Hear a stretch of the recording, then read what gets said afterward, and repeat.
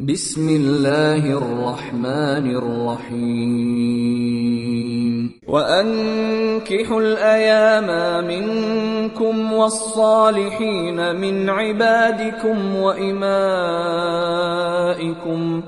إن يكونوا فقراء يغنهم الله من فضله والله واسع عليم. നിങ്ങളിലെ ഇണയില്ലാത്തവരെയും നിങ്ങളുടെ അടിമകളായ സ്ത്രീ പുരുഷന്മാരിൽ നല്ലവരെയും നിങ്ങൾ വിവാഹം കഴിപ്പിക്കുക.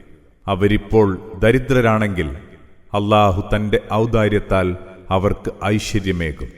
അല്ലാഹു ഏറെ ഉദാരനും എല്ലാം അറിയുന്നവനുമാണ്.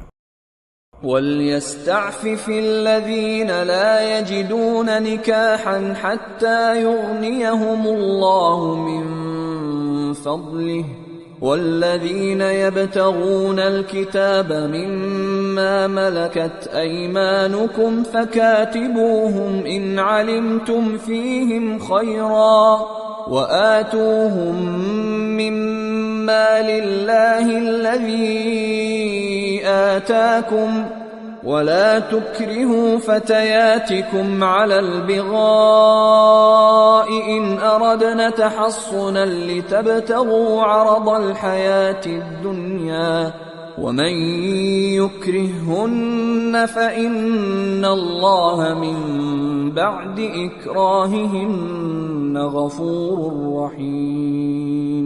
വിവാഹം കഴിക്കാൻ കഴിവില്ലാത്തവർ അല്ലാഹു തന്റെ ഔദാര്യത്താൽ അവരെ സ്വന്തം കാലിൽ നിൽക്കാൻ കരുത്തുറ്റവരാക്കും വരെ സദാചാരനിഷ്ഠ പാലിക്കണം.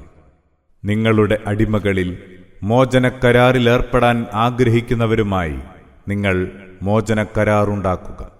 അവരിൽ നന്മയുള്ളതായി നിങ്ങൾക്ക് ബോധ്യമുണ്ടെങ്കിൽ. അല്ലാഹു നിങ്ങൾക്കേകിയ അവന്റെ ധനത്തിൽ നിന്ന് അവർക്ക് കൊടുക്കുകയും ചെയ്യുക. ഭൗതിക നേട്ടം കൊതിച്ചു നിങ്ങളുടെ അടിമസ്ത്രീകളെ അവർ ചാരിത്രവതികളായി ജീവിക്കാൻ ആഗ്രഹിക്കുമ്പോൾ നിങ്ങൾ വേശ്യാവൃത്തിക്ക് നിർബന്ധിക്കരുത്. ആരെങ്കിലും അവരെ അതിന് നിർബന്ധിക്കുകയാണെങ്കിൽ ആ നിർബന്ധിതരോട് അല്ലാഹു ഏറെ പൊറുക്കുന്നവനും പരമകാരുണ്യകനുമായിരിക്കും.